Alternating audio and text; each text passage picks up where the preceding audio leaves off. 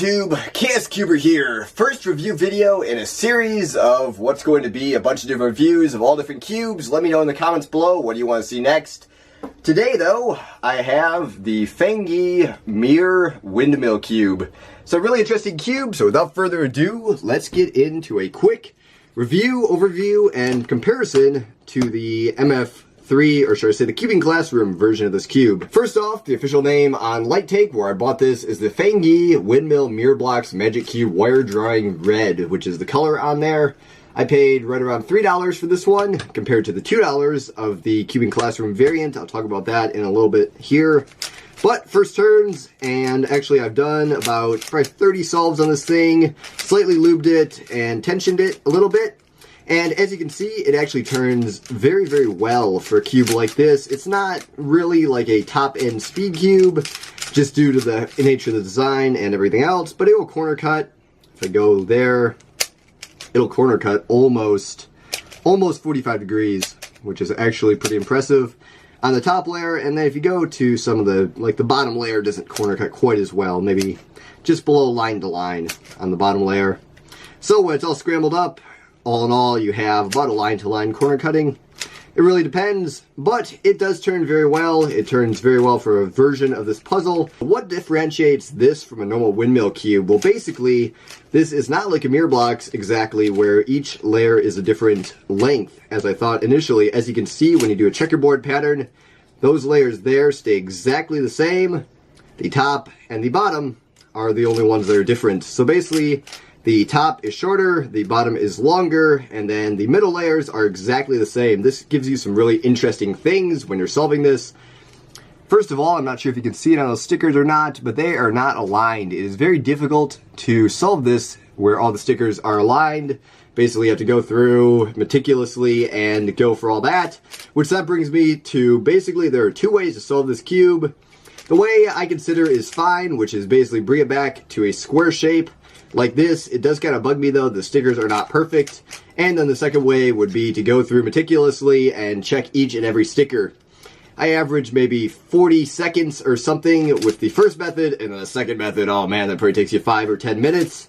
So that's not quite ideal. It's really fun. Like if you just put flat stickers on this, this is actually a really interesting cube. I average maybe a minute on mirror blocks versus 40 seconds, maybe faster on this. I bet I could probably get like a 25 or 30 second solve if I really got a good one.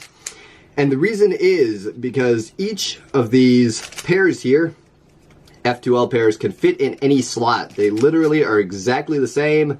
This is the same, this is the same, that's the same. Each of these pieces is exactly the same, if I remember correctly. Yes, I'm pretty sure. Yep, each of these pieces is exactly the same. So basically, every single piece except for the top and bottom height are exactly the same, making this a very easy solve. You can impress your friends and whatever with a super fast solve of a really funky looking cube, if that's what you're looking for. So anyway, let's see what else I can talk about here. Very unscripted and all that. Let's just give it a quick comparison to the Cubing Classroom version of this, which let's just test corner cutting here. I'm not sure if I'll do a full review on the Cubing Classroom version. Just have it here for comparison. It actually corner cuts a bit better than this cube in general, which I believe this must be based on the MF3S, maybe the MF3, just a standard one. But basically, turning on this one's a little bit more sluggish and a little bit cheaper feeling, but it's definitely a little bit faster, or what I call it, better corner cutting on this version of it. The stickers on this one are actually a lot different. They're very contrasty, as you can tell, so you can really tell the discrepancies inside and all that compared to this one. This one's not quite as apparent. Like I said, on Light Take, where I bought this one costs $3.35 currently versus the $2 of the Cubing Classroom version. Is it worth it over that? It's really up for you to decide. Do you want the blue/red or do you want the gold/silver? Personally, I like the red a lot more than the other colors there, which would be the silver and that. But anyway, I think what I'll do here, I'll link an average of 12 below. I'll put the best solve in this video. And I guess that's probably just how I'll go about that. What more can I talk about on this cube? I guess the tensions that's on here, out of the box, it was fairly well tensioned. After a little bit more tensioning, it's a little bit better. What kind of mechanism does this have? That's a good thing to go off of. Which, let's see, this one's kind of hard to pop out of there. which interestingly, I really don't have a mechanism to compare this to. Let's pop out the Cube in Classroom 1 here for a second, because this is really interesting. These look exactly the same. So I'd say they both have the exact same, see if I can get that to focus there, the exact same like YJ Yulong-esque mechanism, which is really odd. So the Cube in Classroom 1 definitely does have a bit of a different feel to it, but they have the exact same mechanism in there as far as I can tell, which is kind of interesting. So you're really getting a fairly similar cube between the two.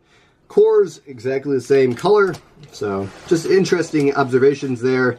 YJ Yulong mechanism though, fairly good, tried and tested. Definitely not as bad as like the Rubik's standard mechanism or anything similar to that. Okay, so I just completed an average here on this cube, and I'm definitely going to throw this in the video somewhere. I forgot to tell you how to solve the cube exactly. I actually had intentions to do a walkthrough solve of some sort, so let's quickly scramble this thing up, and I'll show you quickly.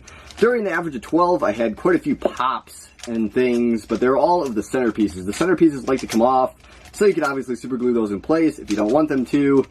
And also, you're really going to have to get used to the turning if you want to solve this thing fast, which I am definitely not used to the turning yet. I'm just not good at oblong, strange puzzles like this one here. But all in all, the solve is very, very simple. If you know how to solve a 3x3, you can easily wrap your head around this. If you know how to solve a normal windmill cube, all the better, because then you might get some tips and tricks and all that kind of stuff. And if you do know how to solve a windmill cube and have a similar experience a little to myself, you can really do quick solves on this thing. So anyway, let's just do a quick walkthrough solve. Very, very basic. It's going to rely on that you know F2L, you know all the original Rubik's Cube stuff. So it's not going to be a super thorough one for beginners or anything else. But anyway, basically you want to line up the centers with the bottom pieces here. I solved the tall side first, tall flat side first. Basically, just line up the centers. You want to insert those. So like this one right here, you basically line it up. If it was like this, then you have to rotate away and line it up. Put it down in there, and let's see if we can find our last center, which is right there. Our last, I don't know what you call those things, edge piece. So all your edges are there, your cross is done. Basically, they just have to be lined up on either side, and just as long as they're lined up, you're good. These pieces can fit anywhere, and these pieces can fit anywhere, but basically you need a set of 2 of those in there. I do F2L with this step. So this one here is just that type of insertion. As you can see, that's now in there, in that slot. Like I said, any of them will fit in any slot. So it makes it super easy, super free, lots and lots of options when you're solving this cube. Basically, you can just go one by one, and sometimes you can even set up multiple pairs to insert at the same time, or set up multiple things for that. If you're more advanced, you could definitely get a lot better method to solve this thing. So anyway, there's all the F2L done. Basically, you could just insert any of these in any slot. It doesn't really matter, so it's very simple. And then we come to the top layer. Do standard OL algorithms. I just use 2-look to solve the top. And this is the coolest part of this cube. Once you're done with that, you're done. There's no PLL. I forgot to mention that in my main review. One of the main reasons I did this walkthrough. And also, if you see this, if you go, let's see, middle 2, up 2, middle 2, it's still solved. So that exactly shows you what's up with this cube.